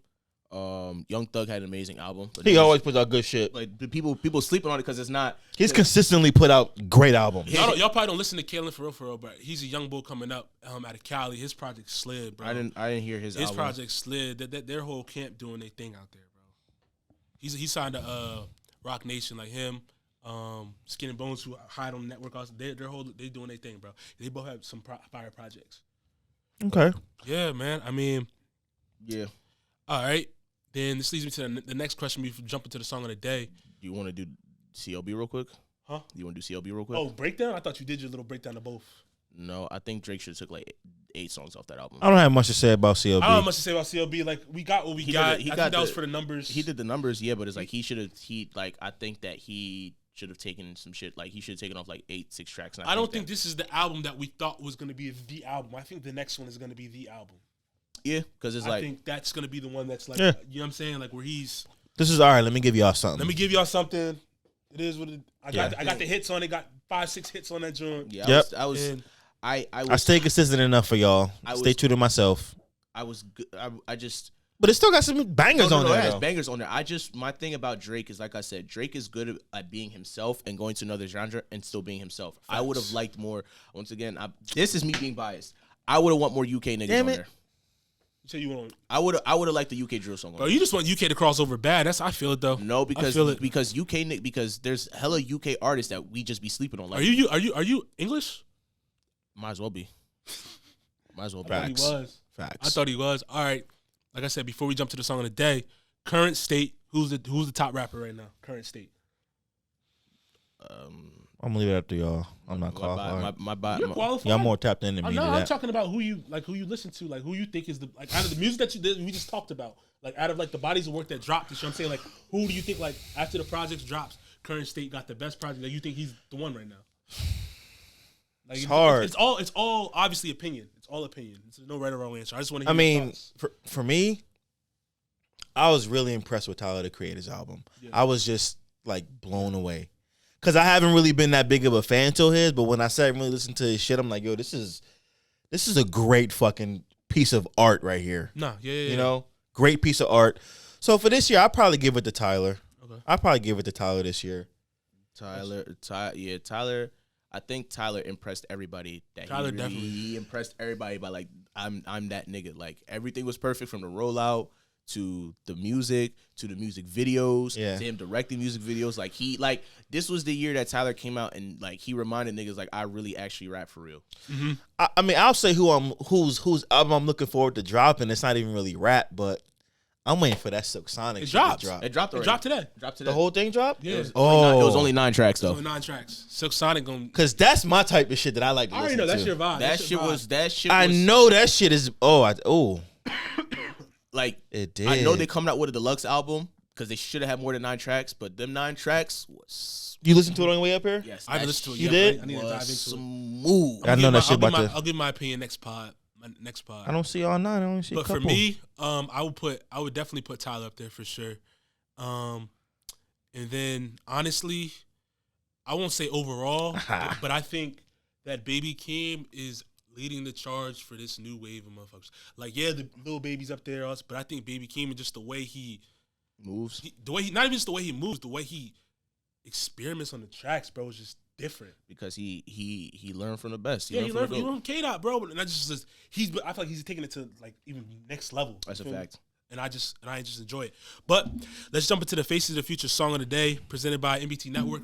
Make sure you follow us on all social platforms at MBT Media, on Instagram, on Twitter, and then click that big red subscribe button on YouTube for MBT Network to catch all our video content on the network. The Faces of the Future song of the day comes from an artist from Long Beach, California. He just dropped his third project, third EP, Die a Legend. Goes by the name of Skin and Bones. This is the third record on his EP that he just dropped. Once again, this is Skin and Bones in the Dirt. Once again, that was Skin and Bones in the Dirt off his latest EP, Die a Legend. Yeah, bros. Let's jump into Brittany Renner. Moose, if you want to give us a little a little recap of what happened, and then because they were actually giving you some slack on TikTok too about your comments about Brittany Renner. So how you feel about that? The people coming for you. I don't feel any way about it. It's like, what is to feel about it? Like, it. All right, I'll bring everything full circle. So, if people don't know, Brittany Renner, now officially known as baby mother of PJ Washington of the Charlotte Hornets, did a sit down talk on Definitely not what she known as, but yeah. DJ Academics' new podcast, Off the Record. So this man is crazy. And they got into a discussion on her life and how people perceive her and her side of the story on the whole situation with her and PJ Washington. She said a lot of different things that were very, very interesting. One notably so, saying that PJ Walker is equally responsible for everything that happened between her and her conceiving the child. And her ultimately saying that one of the biggest things that stuck out to me was she said that, one of them was, I'm still looking for love regardless of things that happen. I'm accountable for these things. I'm not a gold digger. I want a guy to just take me as I am, and that he should be able to be okay with that and things of that nature. So, how do you guys feel about that before Moose gives his dissertation? Well, yes, she's right about them being equally responsible. Mm-hmm. She is 100% right about that.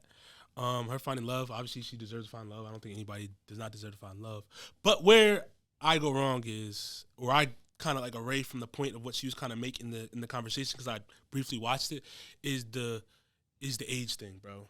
Like, I was talking about this at the homies Justin's crib this past weekend. We were all talking about like the age difference and how there's double standards of when a woman dates a younger man versus when an older man dates a younger woman, that type of thing.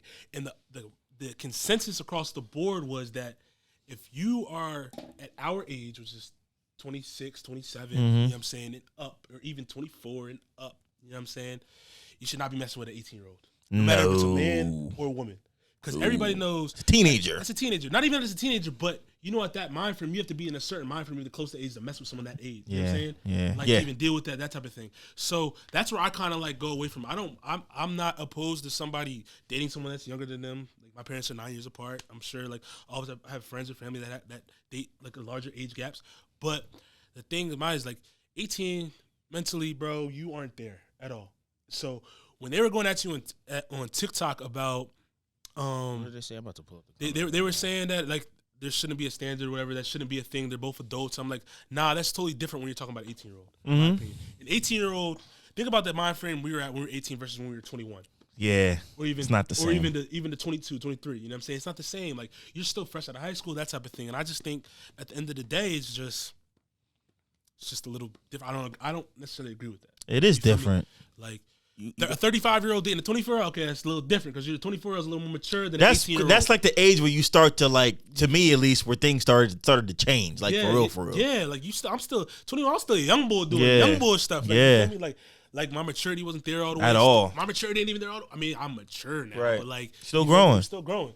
But Moose, give your thoughts, because I know you got some thoughts on this. Real quick before you go, Moose, I mean, I would just say this, like, if I was single, I couldn't see myself even wanting to deal with anybody that was under the age of, like, 24, because, like, again, like, even at, like, that 21, 22 range is, like, you still in college, you fresh out of college, you don't even know what you want to do with your life yet. Bro. In the 18, you're a teenager. Why would I want to deal with a child? Bro, my limit now is 25 or older. I'm not dating I'm not talking to nobody under 24. If you're under the age of 24, think that I'd be interested in you, you're like my minimum age now is 24. Anything under 24, nah, because I like my mental state as someone in a relationship is like, there's certain things I expect, and a lot of these women, obviously maturity ranges from time to time, but it's like, what I've noticed is that a lot of these girls, even at 24, is me tolerating a lot of BS. Like, 24, I'm probably just gonna pump and dump you and call it a day. Like, I'm not dating any girl. I'm not dating any girl. Pump and dump. I'm not dating any girl under than 20. I'm not dating any girl that's 24 years old. You gotta be at least 26 at this point in my life now. Fair. My man went from 24 to 26. No. Minimum age that I would talk and entertain, 24. Yeah, but facts. date, I'm not dating no 24-year-old, bro. But anyways, is that all you have to say, Shannon? Yeah, I'm done. Okay.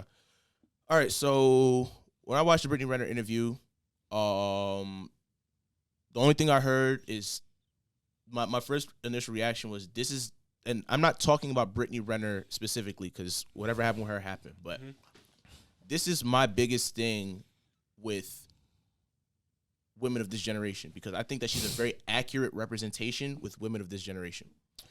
I think that in Brace a lot yourself, of Millz. and I think I'm listening. That's why I sat back.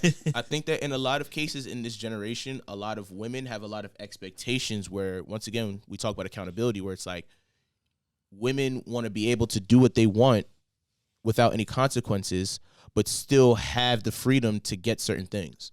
And what you have to understand is that Brittany Renner saw she wants love, she wants to be a wife, all these other things. A lot of these women want to be wives. But we also, in this generation, and I'm not saying this politically, but we live in a very liberal state now where people are free to do what they want. Marriage is a very conservative system. You know what I'm saying? In terms of every aspect of religiously, financially, spiritually, all that stuff. It's very conservative. So now what happens is that because we live in such a liberal state now where people have the freedom to do what they want, you don't get to sit here and say, yeah, I want to be liberal, and then come into a conservative institution and say, I want to do what I want the way I want to do it. And why that becomes a problem for me was that now you want marriage. Most of the guys that want marriage are not going to allow the stuff that Brittany Renner did. Like, for example, she said that obviously she was probably talking about Cap. She was explaining about how, like, oh, yeah, I went out somewhere and I was shaking my ass on the table and the guy was embarrassed. And what you have to realize is, taking that out, for example, when you're dating a guy or married to a guy, a lot of guys have a certain image they want to upkeep, right? For either professional reasons, financial reasons, all that stuff. If you're a quarterback and you play football, there's a certain image you have to maintain. You have to show a level of maturity. You have to appear mature. You have to appear a certain way. Your wife or your girl shaking her ass on the table in front of a club is not no goddamn... She can't find, but Yeah, she is. Yeah, she is. Yeah, she is.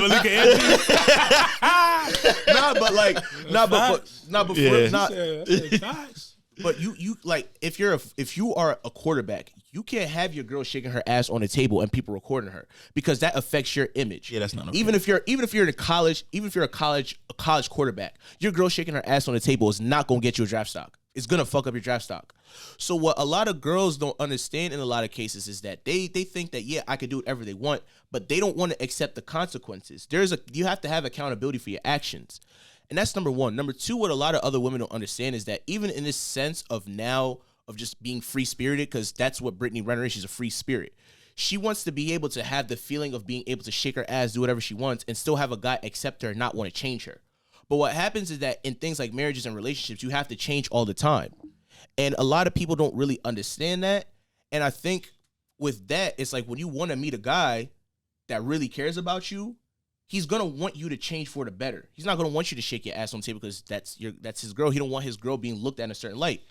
And what a lot of girls don't realize now is that I think that a lot of girls have not accepted the fact that the only way that you're going to get the freedom to do whatever you want and still have that monogamy concept is by dating a guy that genuinely doesn't care. And what I mean by that is he believes in polyamory, polygamy, who wants to have sex with other girls. That's the only way you're going to be able to do what you want and still have that monogamy if he's doing the same thing. But girls don't want that. You know what I'm saying? So it's like, I think that that's the biggest thing is like the expectation of people, of women like Brittany Renner, who have the mindset of Brittany Renner, who are free-spirited, affects a lot of the dating standards we have. And I think that's one of the biggest reasons why, like, when we talk about like dating and stuff like that, it's so hard. We have a lot of expectations, both men and women's side. But in terms of Brittany Renner right now, Brittany Renner and the people who think like that, the free-spirited people, have so much expectations for their man to stay loyal to them while they get to do whatever they want. So it's like, it doesn't happen like that. You just end up lonely and you learn too late after you've been ran through. More. Go ahead. Go ahead. I'm wrong. I was just gonna say more power to whatever. I don't have anything else to say about the situation. Yeah, to be honest, I was just gonna ask you. More power. Hope she get what she looking for in both of them. You know what I mean? I was gonna ask, do you think she's gonna find true love? No, like the true love that she's looking for. No, the true love that she's going to get. Yeah, she's gonna get a guy that is gonna fuck other girls and that's gonna do what he wants. Like, that's the biggest thing with girls, right? And I actually wanted your opinions on this real quick. Like, do y'all think that this sounds really crazy? What do y'all think is girls? What do y'all think? How do I say this? Actually, no, I'll say it like this. I think that the standards that guys have, like the very superficial standards in terms of what they want out of a woman in terms of looks, I think that women have those equal same expectations of how love should be. I don't know if what I'm saying makes sense. No, I get what you mean. And I'm not disagreeing with that.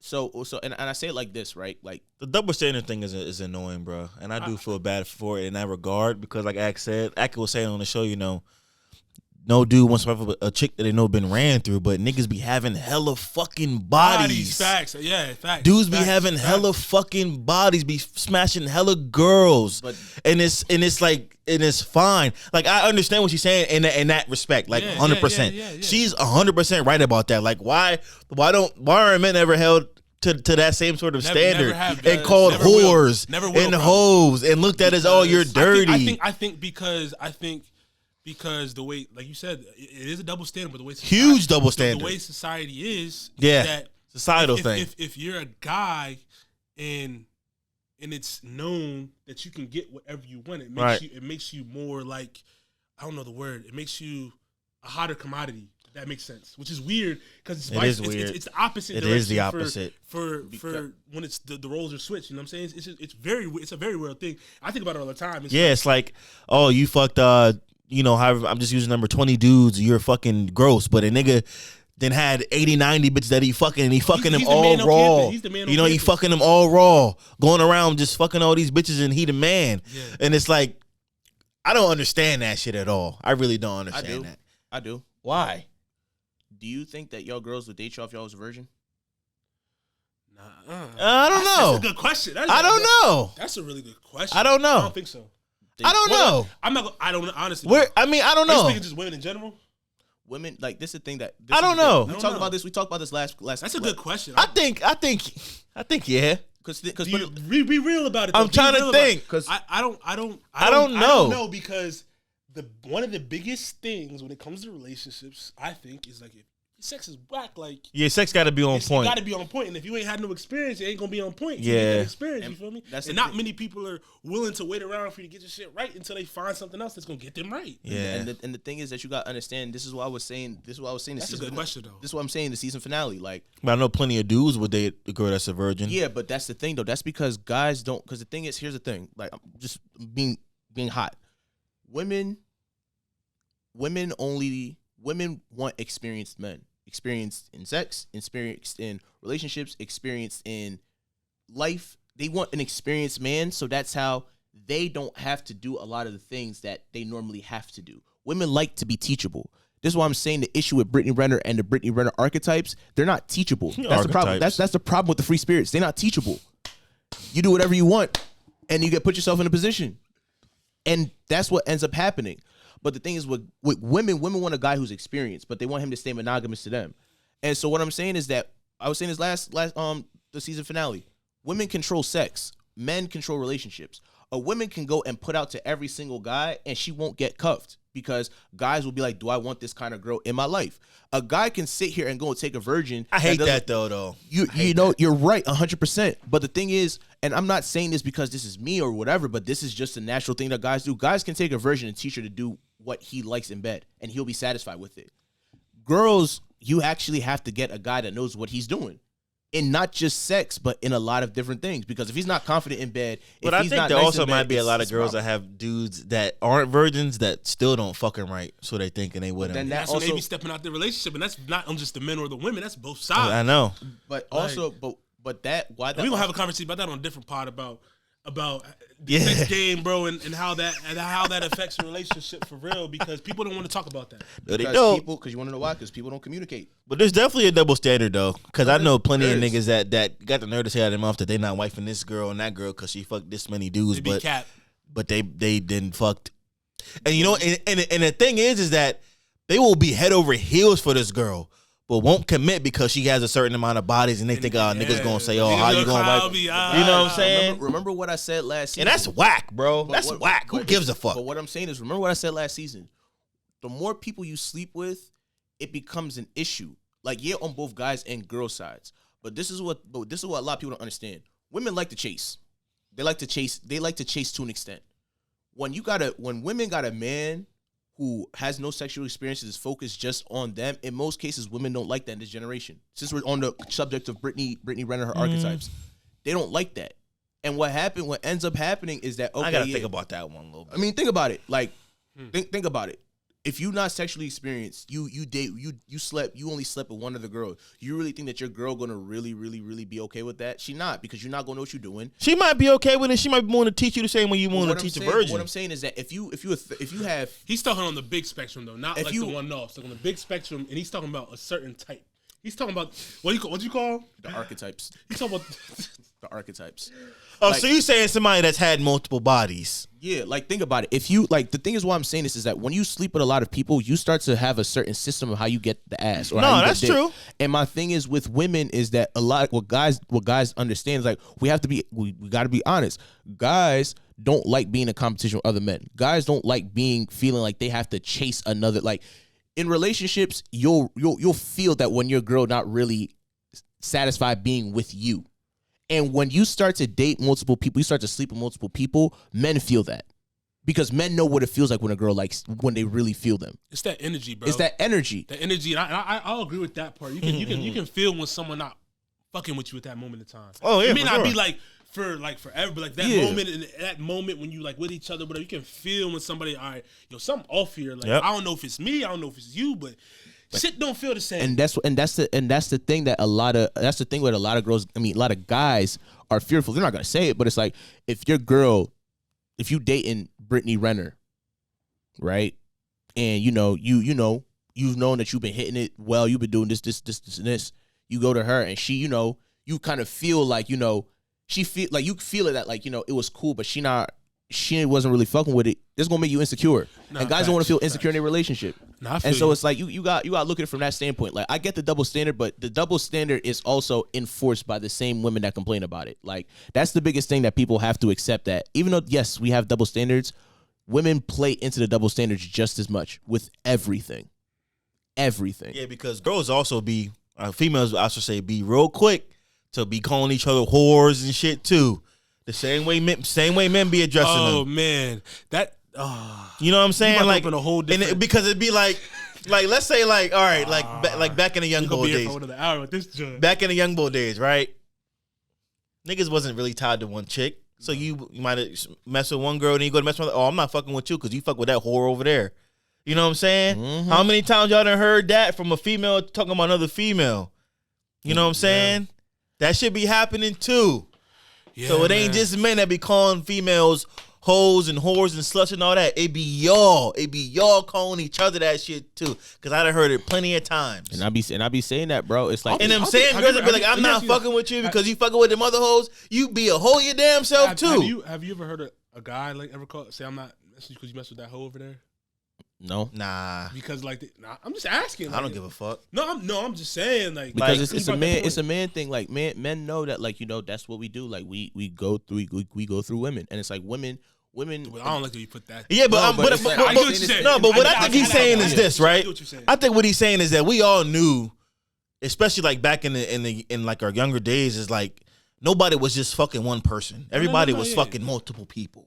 So I'd be a dummy to sit here and think that I'm the only nigga that you fucking with, and vice versa. Yeah. So what are we getting in our feelings about here? The thing is, I think a lot of guys, a lot of men get upset with like women, I guess, when they're territorial. Not even that. It's not even about territorial. It's just like you just explained.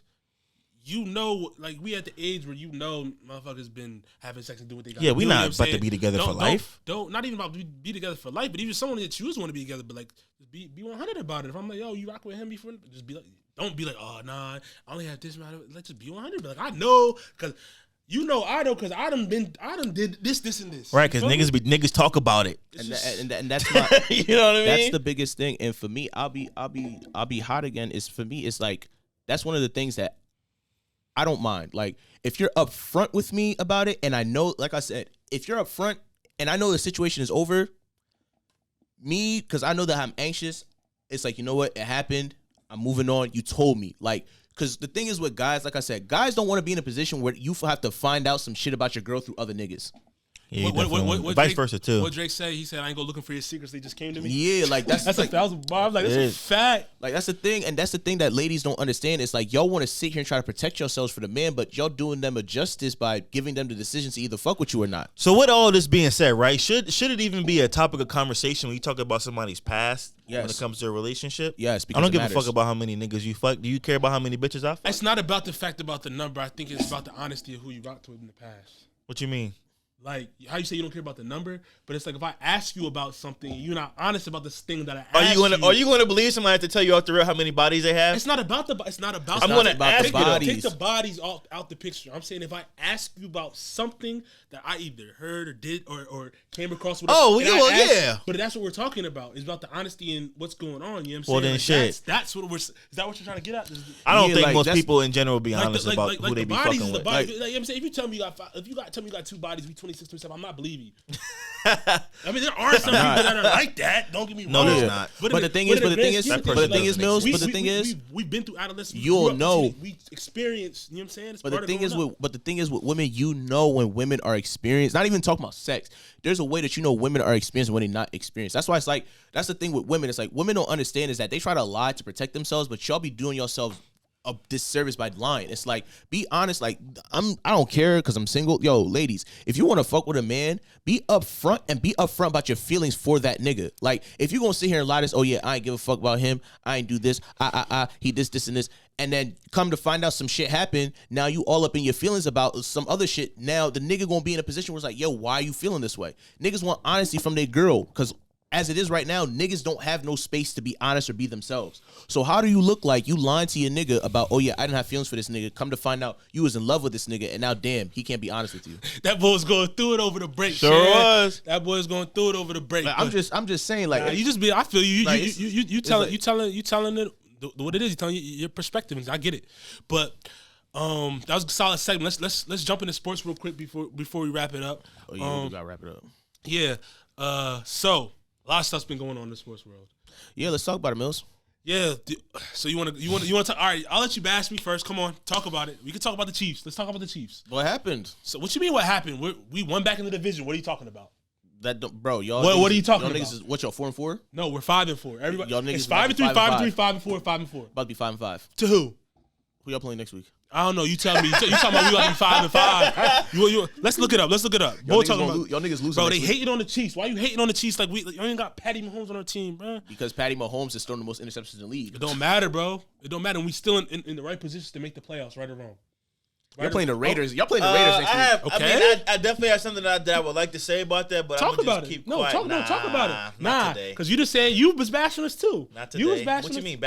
I'm telling you facts, bro. What you mean? I want to hear. All I'm doing is telling you facts. I want to hear facts. Tell me, because I'm here. I'm ready for war today. I'm ready for war because, like I told you on the text. All I'm gonna say is like I said, just because a quarterback has a bad year doesn't make him a bad quarterback, and I'm gonna just leave it at that. That's okay. I can agree with you. I'm gonna just leave it at that. Okay. That's it. That's all I gotta say about it. Okay.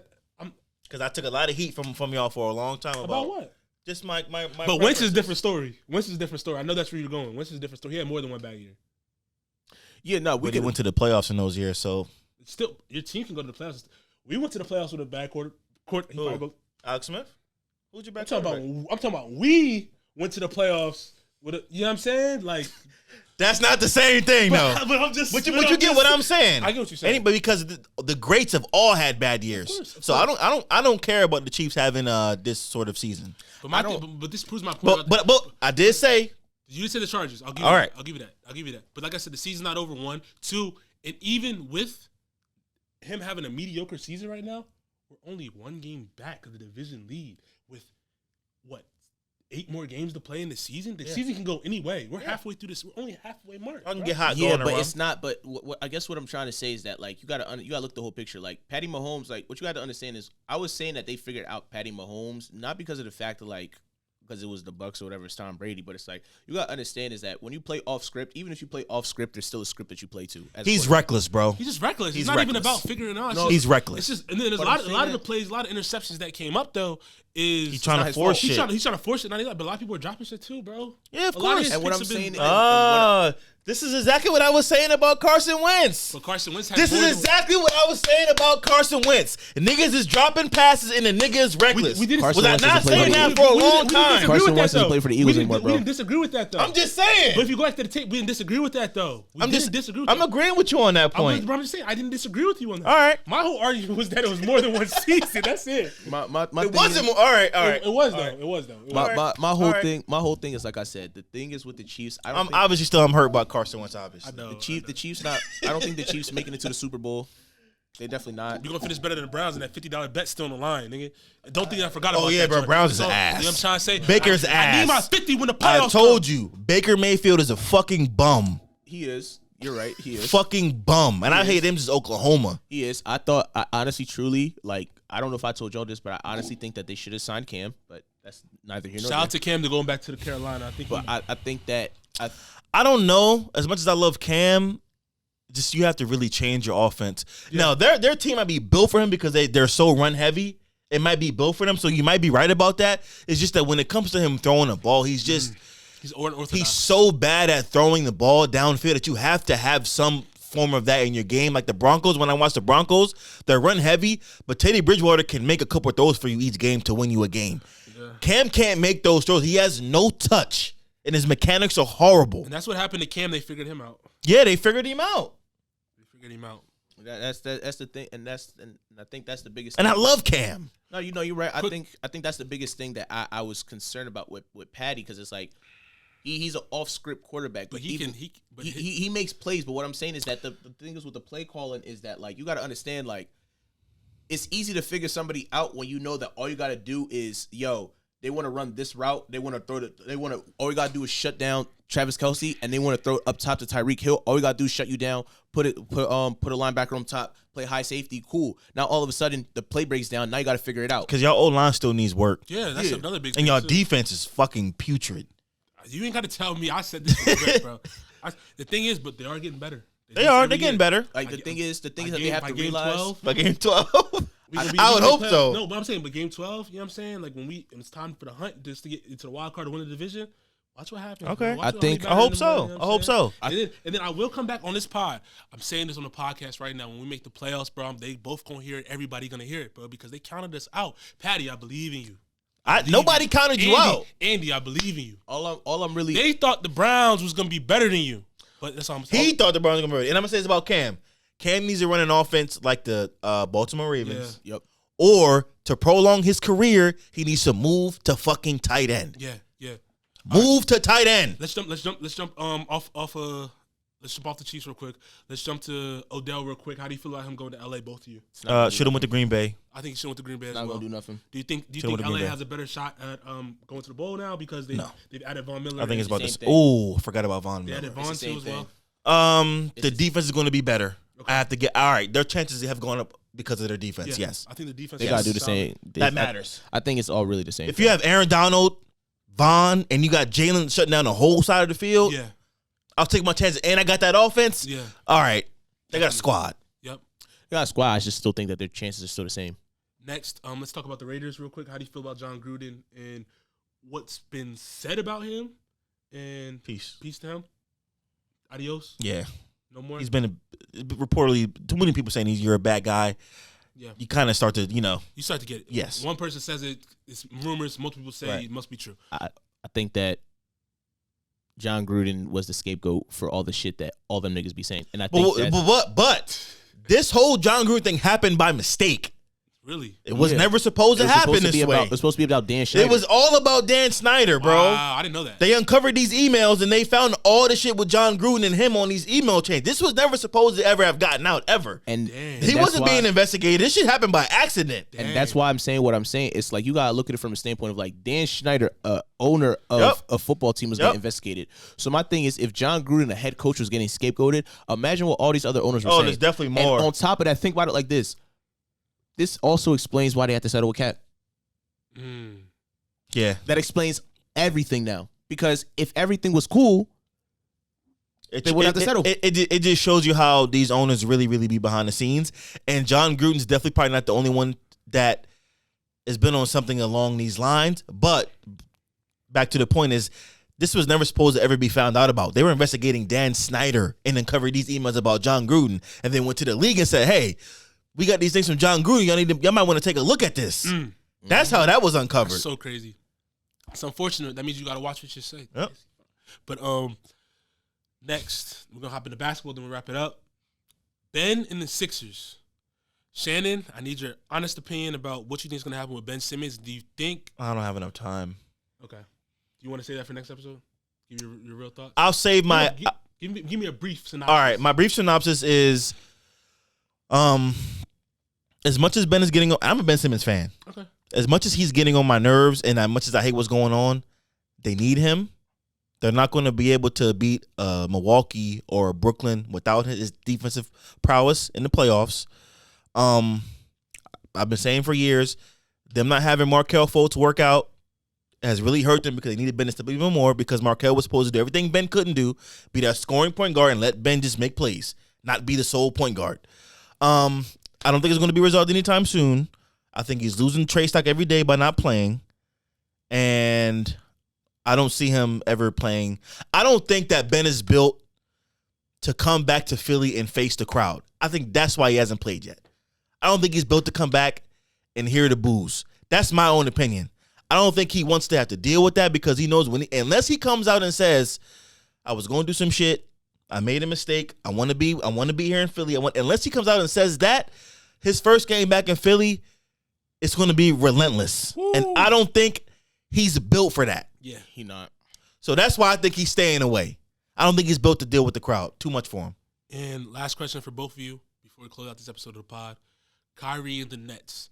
What do you think is going to come of that situation? Do you think Kyrie will come back to the Brooklyn Nets? And if he does come back, are they the favorite to win the NBA championship? I think he'll come back because the new mayor is going to change the mandates as far as vaccine goes. Like the thing goes with the thing like indoors and shit like that. I think that's going to change probably in January. I think he'll come back then and be fine. And I don't know if they're the favorite, to be honest. I don't know who the favorite is because James Harden's not back to 100% yet, and these new rules are kind of fucking with him a little bit. Mm-hmm. So they still got James Harden, KD, and Kyrie. I would still probably give them the nod. Mm-hmm. I'll give them the nod. Over Giannis and them, a healthy Bucks. Yeah, and they're ninth in the East right now. But so many games, they said 46 games due to injury. They haven't had their starter lineup. I know. Neither have the Bucks. I mean the Nets. So we'll see. But the Nets have KD, and you have James Harden. Like you have KD, and the thing is, the way people hype up KD, like y'all should be able to win games with KD. But that's besides the point. My point is that I don't think I don't sleep on Miami. Don't sleep on Miami. Did y'all see what just came across the bottom of the thing? No, what happened? John Gruden suing the NFL. Wow.